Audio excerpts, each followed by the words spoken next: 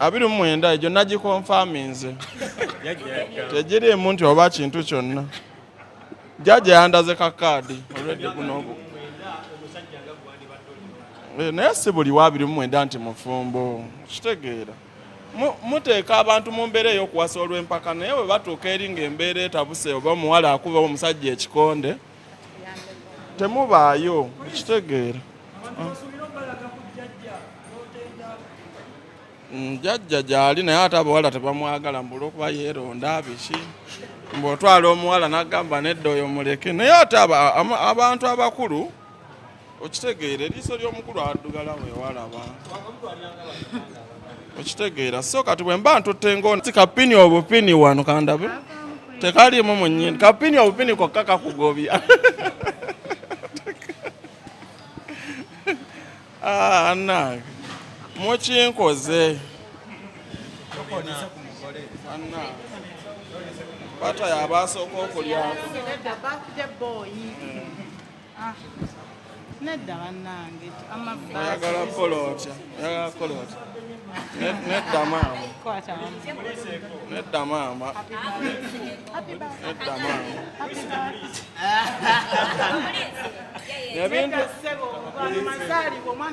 ebintu ebimu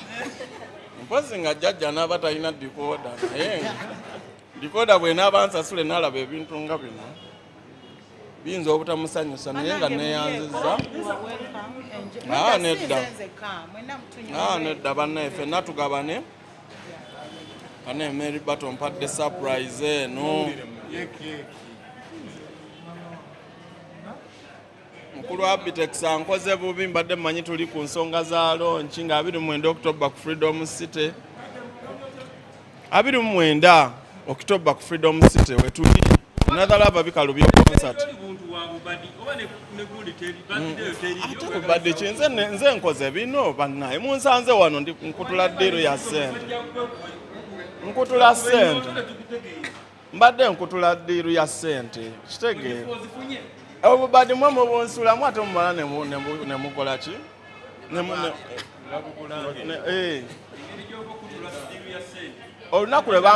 olunaku lwe bankuba ennyondo buli muntu alowooza nti nali nnimba naye nga natuuka ne ku kitanda waliwo omuyimbi eyajja okunnambula nansanga nga nvuddeyo n'akwata ku mutwe nagane wannaye sajja kino nemugamba ssebo dokita nsiibudde kale banaye mwebale nnyo tweyanziza